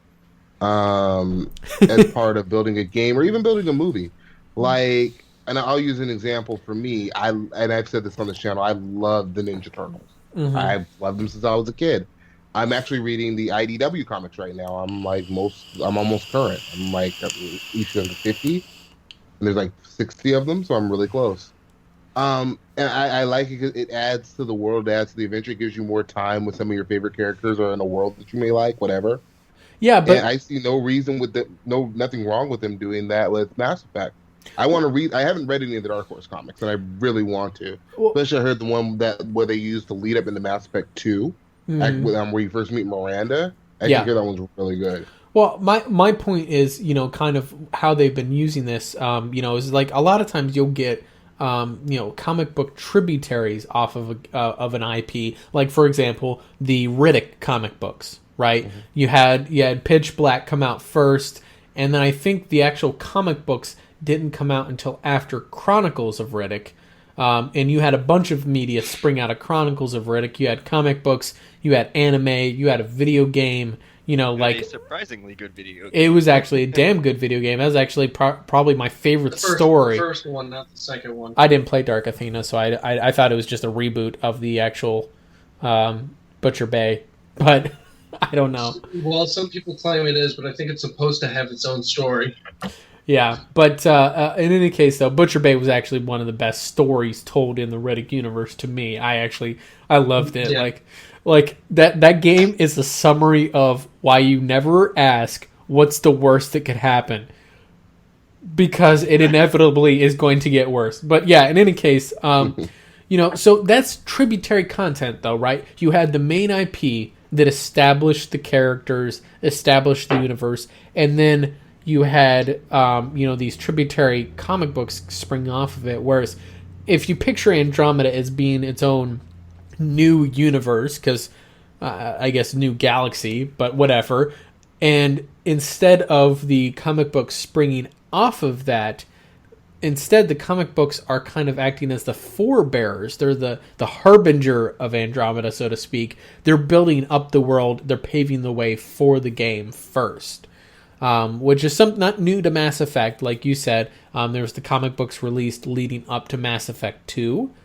But it's an interesting media tactic that I don't think that's really been touched on a lot. Not a lot of people really focus on it because I guess not a lot of people are on the comic books. And I just wanted to kind of hear your guys' thoughts. You guys think that's a good way to lead into the story, or does that lead people to be confused because not a lot of people read the comics? A little of both. I forget. There was a game that came out recently. It might have been Halo 5. I don't remember. I was about that to say, had a similar story, and it confused a lot of people. No, even Halo 4, I had a problem with that because in the Halo 4 storyline, I felt like I needed to read the books to understand some of this stuff that I had. I had a general idea from reading overviews of the books, but and having discussion online, but not reading the books. Even in Halo 4, I felt a little bit lost, whereas in the other Halo games, I was fine. Well, that's the thing is if you really picked apart the other Halo games, because I only had a handful of games at the time. I had gotten a new Xbox and played the crap out of Halo 1, and it was I started picking out little things in that game. It's just they didn't quite add up. In Halo 4, I actually clarified, quite a bit of those. The 343, referencing you as if you were one of the builders of the Halo ring. He's like, "Oh, you're back." Reclaimer, what is this association? Why is he calling you the Reclaimer? Yeah, what does that mean? Yeah. And the thing is there was Halo 1 honestly was one of the best instances of storytelling in that series. And I kind of feel it's like Gears 1, right? I felt like Gears 1 was the best storytelling aspect of that series. And really? I thought Gears 2 and 3 did it much better. I like the way I guess I like the theme and nuance of Gears 1. The whole it was, oh, this is an action game, but no, it's not. It's actually a horror game, and that's what Halo 1 did too, right? It was you're a shooter, you're a super soldier killing these Covenant bastards, and then halfway through you're like, this is a fucking zombie survival game. Fuck you. Right when the flood comes out. Yeah. Whoa, what the fuck is this? First time playthrough on Halo 1 was just so freaking impressive. Especially when you get to the flood releases, that was a change of pace. I did not see that coming. Yeah, no, it kind of really turned it on you. Right, here's something funny about me. I've talked about this before. I didn't play Gears until 2013, and I didn't play Halo until 2014. Any of the campaigns. I played Halo 4 online, that was it. And I played that when it came out with some buddies. So it's interesting for me because it was still impressive coming in. Halo 4 was still impressive coming in. I played that late 2014. I played that right before Destiny came out. Still very impressive, to this day. Mm-hmm. Spec Ops: The Line is an entirely different genre of game, right? That turns it on you, but it's something that if you were perceptive and you're familiar with that type of situation, you know where it's going. You can see the shit that's going wrong really fucking quick. When you have to make morally gray decisions, you have a distinct feeling shit's going to go bad for you because that's life. What I do like about Spec Ops: The Line, though, and something that I didn't realize on my playthrough, not making a choice was an acceptable choice. Yes. Yep. And I didn't even realize. I was like, oh, well. There's so many. You can kill this guy, or you can kill that guy. I don't really want to kill either of them. Yep. But I shot one because I thought I couldn't move forward. Well, So you could have just shot into the sky and walked away. it was like, too, there was a situation with the dude hanging, that was getting hanged or whatever, and the good way is not very clear to you that you're supposed to, like, shoot the rope. Like, who thinks of that? Exactly. Like, But it's... but if you were really in that situation, that's a choice. Yeah. I just didn't know that was built into the engine. Yeah, but, that's the thing is that, yeah, it's that's a different type of storytelling. But with like and with Mass Effect, they have been very, like, they develop characters so strongly in the game. Like, that's BioWare's big thing, right? Is that they have a story they like to tell, but their big thing is that they like to build up their characters even more. And that's what people expect out of them. Like, when you look at, classics of them, like Dragon Age and Mass Effect, their big focus is always on their characters. The good thing about, like, written content when it comes to games, especially games like Mass Effect, is whenever you have a game space so large, you have an entire universe, right, to explore, that you can't really feasibly do within the confines of a video game, at least not... it's just not really financially possible. You can expand upon a universe quite well through books if done correctly. And in my opinion, this is not the thing to outsource, right? Like, this is something that you need to work with your writers on specifically, because it's easier to, write something in and then maybe, get some artists involved, hopefully artists that worked on your game. Yeah. Than it is to, actually code something and animate it and everything. So, yeah, it's definitely something that's good for a universe such as this. Yeah, and that's something I can agree with. It's there you have and like I said, with their focus on side characters. Like, for example, when I first played Mass Effect 3, I fucking hated James. First of all, when I first stepped into the game, I was annoyed that there was no Krogan option. Like, I wanted Rex or I wanted Grunt. And I was like, wait. Yeah, that to this day annoys me. I wanted Rex back. Yeah, like, Rex is awesome. Grunt was even awesome. Like, I love both of those characters. I love both of them, but I prefer Rex. Yeah, just because Rex is the OG. He's the top dog. But, like, I still liked both of those characters. And I was like, I felt like they swapped out the Krogan archetype character with some big muscle-bound Marine type. Yeah, I'm a tough guy. I'm a man's man. Your tank out. Though, as the story goes on, it makes more sense. Well, the thing is that it does, and on top of that, it actually fit with the story, right? Because, I mean, come on now, he's like, the story is about taking back Earth, right? That's the main nuance of the story. So, I mean, having a human in there... I was thinking, and I'm sorry, this is going to be spoilery. The original game is almost 10 years old. Yeah. Spoiler alert. So this spoiler alert for a big plot in the trilogy as a whole. The genophage. Like, you decide on how the genophage ends in Mass Effect 3. So Yep. how would that work if you had Rex or Grunt in your squad? Yep.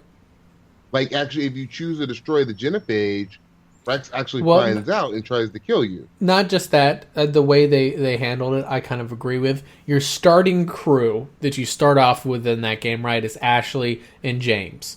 And you, Rest like... in peace, Gaten. Huh? Rest in peace, Gaten. Yeah. Or I'm sorry. I just completely didn't even consider him as an option. That tells you how often he survives. Well, Ashley is the better character, I feel like, in Mass Effect 1. But Ashley is kind of shit. In Mass Effect 3, Caden's a better person to bring along. Yeah. Well, yeah, he actually is. But yeah, so you have Ashley / Caden and James. James is like your kind of fixed point in that one, that he's the immutable option in the start of the game. Here's the thing, is that everybody else I think that you can recruit, aside from Liara, can potentially die. Like at some point, so you don't... Edie, yeah, that's true, because she's a new character. But all the rest of the characters, Tally and Garrus, Tally, the squad mates, and the Vermeer survivor.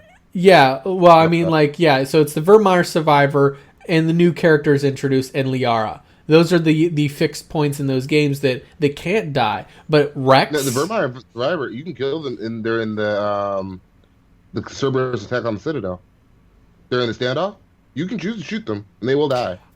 That's right. I forgot about that. Yep. So yeah, they can die, but in the course of Mass Effect 3. I'm talking about at the start of Mass Effect 3. The previous choices from the previous games, you can kill all of these characters off. So they couldn't throw in Grunt, because Grunt could die in Mass Effect 2 during the suicide mission.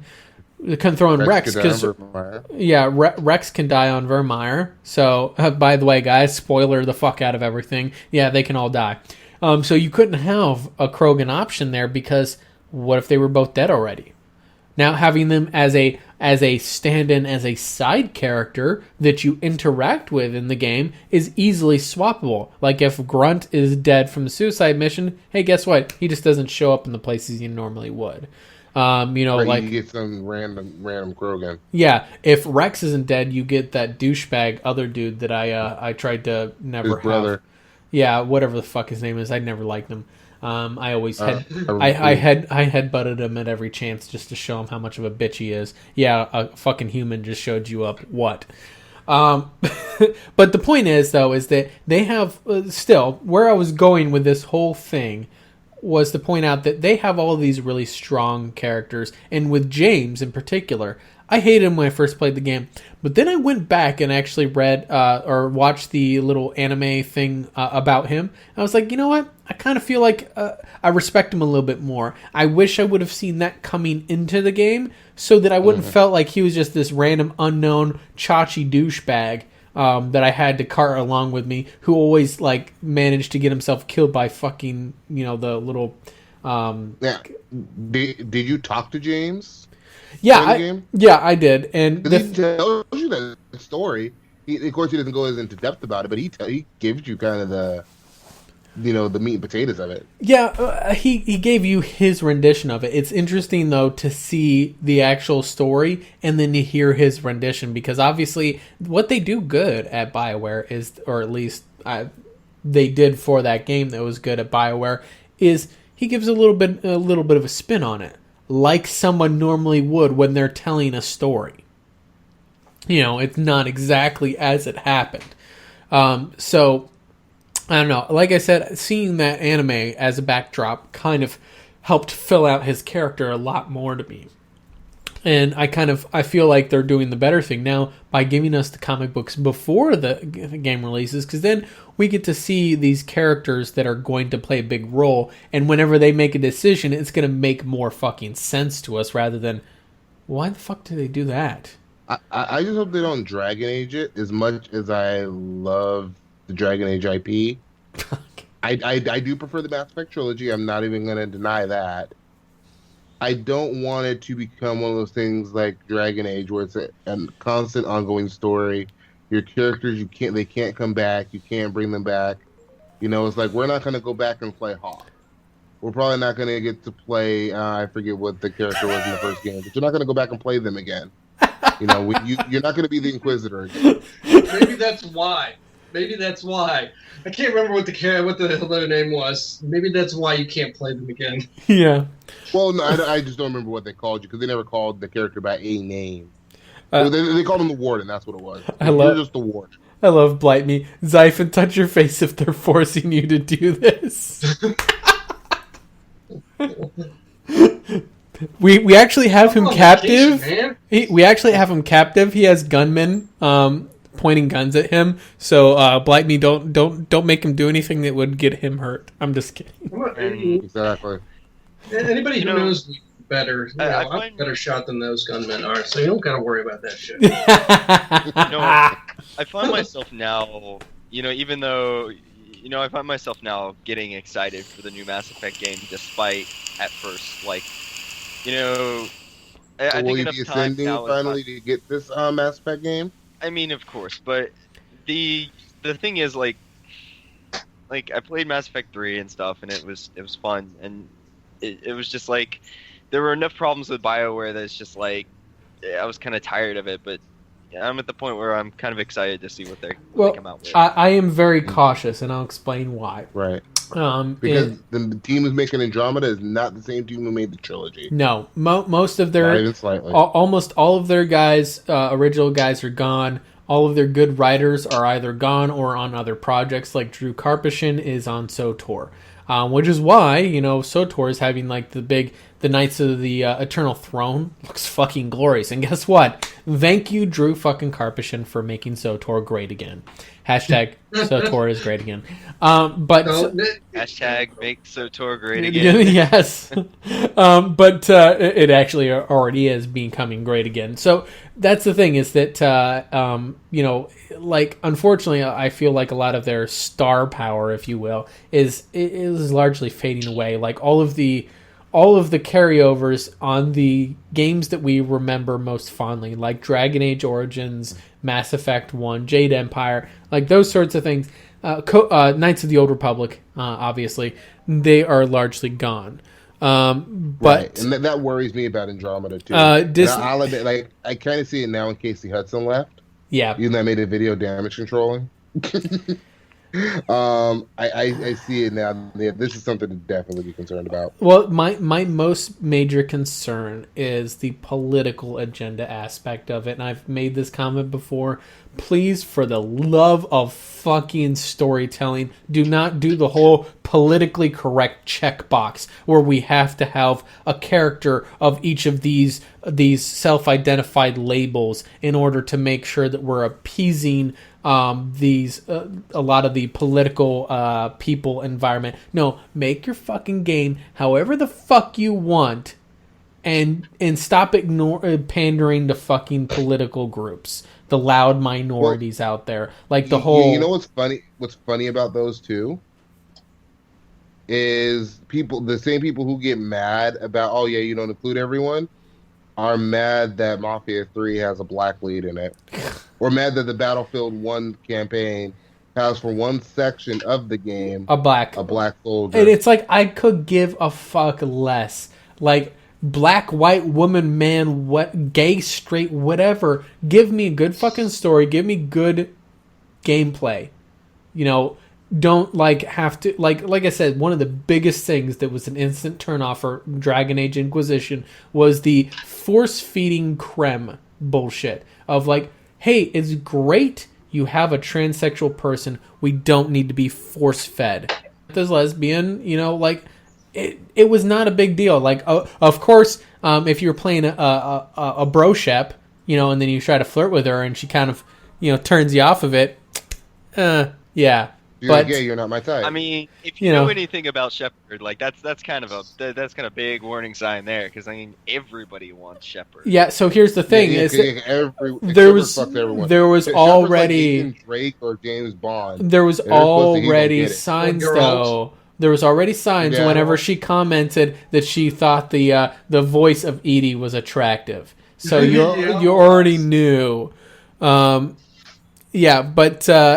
But yeah, so my thing is, I don't care if you have these different groups, but don't make it a fucking the more you know FYI seminar whenever I'm talking to a character. That's at the same time, I do, and I've said this before too. I hate that games were always 30-something-year-old white guy, 40-something-year-old white guy. Mm-hmm. So I mean, add some more diversity in that respect. But you don't have to make it like a big deal. I like how they're doing it with Watch Dogs. Marcus, I forget his last name, just happens to be black. Yeah. He is a hacker who just so happens to be black. Okay, I'm okay with that. It's a real thing. It happens in real life. Exactly. That's just how it happens to be. Yeah. It's like, if it fits naturally with the story, cool. I literally have no problem. Like I said, any race, gender, sexual orientation, whatever, I don't care as long as it makes sense with the story. Like I said, I'd love to see female GTA, maybe GTA 6 have female protagonists. Don't make it a big deal. Oh my god, she's a girl. But shit, she's just a girl who goes out on these heists with, maybe her crew of girls. They're going to do it like the movie set it off. That'd be great. It was like the fucking, with Krem and Inquisition. They had like how many fucking news articles about Krem It kind of just made me what sick. about Dorian? Well, no, Dorian was the same way.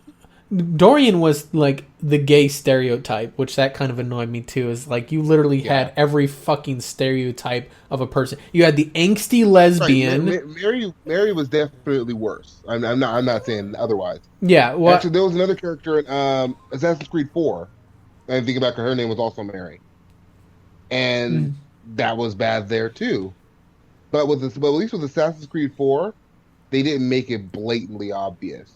I love Blight Me. I have a problem with Mafia 3 not because of the race issue, but a dude with friends is not a mafia. Yeah. Well, when one of your friends is Vito, sorry, buddy, it's a mafia because Vito is a fucking Don. He's Don Vito. Gets exiled. He's trying to take out the mafia too. Like, the game is about taking down the mafia. It's about taking down. But I'm just saying, Vito, he's an OG Don. Like, dude is a fucking mafioso. Like, straight up. That dude is cold fucking hearted as it comes. He should get revenge because they killed Jimmy anyway. Yep. But yeah, no, it's the game, from what I understand, is about taking down the mafia and building your own empire. So yeah, when you're building up a criminal syndicate, yes, that is a fucking mafia. It's not just some dude with his buddies. That's a gang. But yeah, so the thing is that like my you favorite. heard it here first. Too. Cops are the biggest gang around. What? Oh God, what was that I saw that? I'm like, whenever it's an official organization, it's not a gang. But that we're talking about political stuff. That's a whole nother conversation. I feel like we need to have a political talk podcast, guys, to get into these debates because Morty, you and I'll get into it real bad. Oh yeah, but you know what? That's glorious. With somebody on fire and then getting stabbed in the heart. I stabbed the guy in the heart with a trident. I just want to let you know you might need to lay low on that. You might need to flee the area because you're probably wanted for murder. Yeah, no, like I said, I'm all cool with debates. I do think that there's a lot of ignorance in the world today, but that is not the focus of this podcast. Blight Me went in on that podcast too. We've already got a viewer signed up for that one. Yeah, so we apparently already have demand for that. I think there's a lot of voices out there right now. It is tough to hear factual evidence, which is what I'm about. If anybody knows me, they know that my favorite quote is citation needed, because I hear a lot of people make a lot of claims about a lot of shit. It reminds me of that one commercial. You got a source for that, buddy? Yeah, it reminds me of that one commercial. Yeah, I'm meeting this guy off the internet. He's a model from France. Or what does he say? Buongiorno. Like, yeah. No, you're getting confused with the Inglorious Bastards now. Oh yeah. You know Italian? Sure, buongiorno. Like, yeah. What was that? Yeah, but that's still like I heard it on the internet. Like just because there's a study published on the internet that looks like it might be legitimate does not mean it is. You always have to look into the methodology and the science of it. Good God, why am I going on this topic? You guys are just letting me go on this topic. Let's not we start need to that wrap it up. We've been on a 90-minute show for almost 2 hours. For an hour. Yeah. Not like. Yeah. You want to talk about scientific reporting? We will talk about scientific reporting and how much of a cluster it is. Now. You're not even. Yep. Here Travis goes. No, I'm right there with you. It is. We should wrap this up with that cliffhanger. Keep them wanting more. Oh God, it's yeah. So anyway, let's go ahead and move on to our closing thoughts that are not about another topic of podcast of which we are not going to discuss here today. So Travis, go ahead and give us your final thoughts that don't have to do with scientific reporting and politics.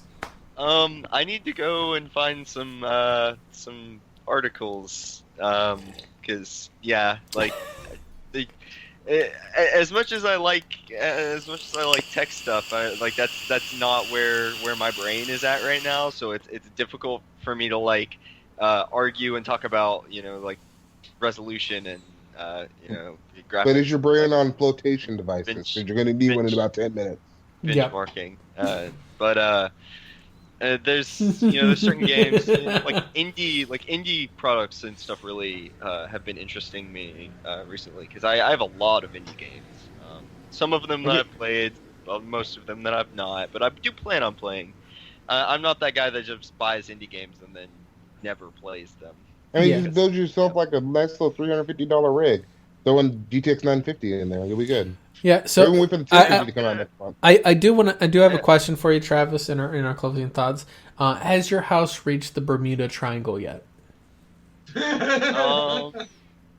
I'm not checking sure. outside right now to see. I think I thought I was getting close, and then like all of a sudden the scenery changed, and I don't know. Like my gauges are reading that I'm like somewhere in like the Indian Ocean or something. Just like I don't know what's going on right now. What are you using as a flotation device?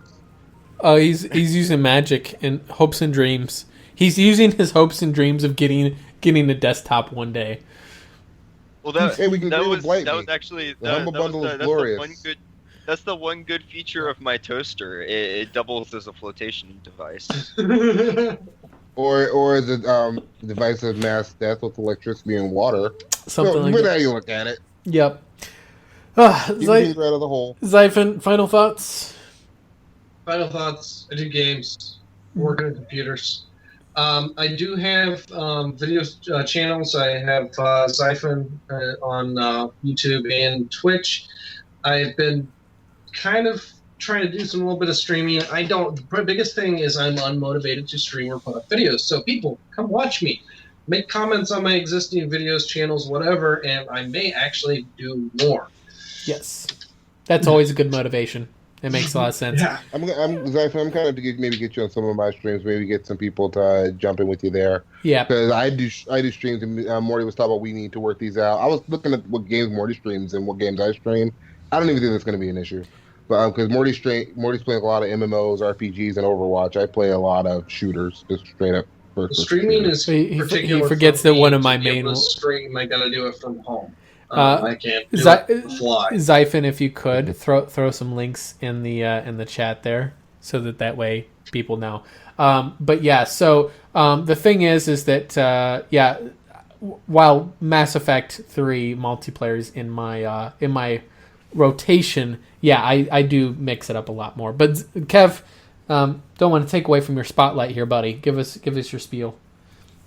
Oh yeah, so check me out, of course, on they deleted my link, bro. On Twitch, Kev Plays Games Live. I'm Kev the Gamer on YouTube. I'm just playing games. The gaming flood has begun. We started with Gears of War 4, Mafia whenever they fix it. Titanfall's coming. I've been looking at more gameplay. I'm really excited about that. BF1. I may or may not get COD. The more gameplay I see, I'm liking it, but I'm waiting for next weekend's open beta. I really, really want to try it first. But Infinite Warfare is looking interesting, and I like COD anyway. So I'm out here playing these games, bro. Yeah, I'm not sure why I didn't have Kev sit as a moderator on Twitch. Fix that now. Probably new channel, because it's the new channel. Yeah, that's right. I had your old channel set. But yeah, so obviously everybody should be familiar enough with our kind of thing now here. Yes, we'll probably be working out some. Me again. No, it didn't. I'm looking at your shit. Yeah, just deleted it. Really? We'll figure it out later. I don't know. Anyway, so Kev's links, I believe, are in the... No, I don't have your Twitch in there yet. So I'll make sure to put all of it on the YouTube VOD. I will have it in the description. Furthermore, I'm also going to create a section with the different channel links in our Discord channel. If you guys want to join our Discord channel, they'll have the links to our various streaming sources and that sort of thing. That'll include not just the guys you see here on this podcast, but we do have other streamers as well, like Rogue, who also, I believe, at least was watching the podcast here. He also streams fairly frequently, mostly Overwatch, but occasionally I've seen him, I think, play other stuff as well. Maybe I'll get Shout out to the Biotic Nova. The Biotic Nova. Oh, Yeah, I actually caught him on there. He was on playing Link's Struggle. Mafia 3 during just a few minutes ago while we were podcasting. I gave him one shit on it. Yep, got to give him shit on Give it. him a link stick. Come check us out. But yeah. So in any case, though, on our YouTube channel, on the Pixel Crashers YouTube channel, in this VOD, we'll have all the links to everybody's social media and their streaming stuff. I'm going to get that updated to include Xaiphen, who eventually should be creating a Twitter account soon, so that way people know when he's streaming and he can send out tweets and shit. Are we going to get Just Travis turn on streaming? notifications from Twitch, then you'll get it. Yeah. Are we getting Death Shroud to stream? Well, I don't know. Can his computer handle? Once I have a proper setup, I'll work on that. I want to. We've been trying to get you a bit of PC for almost 2-3 years, bro. 3 years. Made several offers I feel like still that's a in bit mail of an and exaggeration. working on price cuts for that. For like 10 years. Hey, listen, it's scientifically proven. We've been trying to get him to build a desktop for 20 years now. Yeah, 32 years ago, back in 1954. I can't do math. Scientific. It's scientific. I have evidence and stuff. Guys, I just can't. I can't even. So I can't. So in any case, though, so yeah. Anyway, we'll get that set up. Like I said, the best way to get all of that info though is going to be on our Discord channel. That is also will be in the links. That's on Twitch too. You'll see one of my little tiles down below. It will take you right to our Discord channel, and that way you can kind of get all that information straight from the source. That will also be in a link on our YouTube channel as well. It's actually one of the first ones on there. Obviously, if you guys are checking this out on Kev's channel, we do stream this live on our actual Pixel Crashers YouTube channel, live every Sunday morning or Saturday morning at 9 a.m. Good God, I gotta go to the habit of saying Sunday. But we're gonna go ahead and sign off this week, and we'll catch you guys all next week on the Pixel Crashers podcast.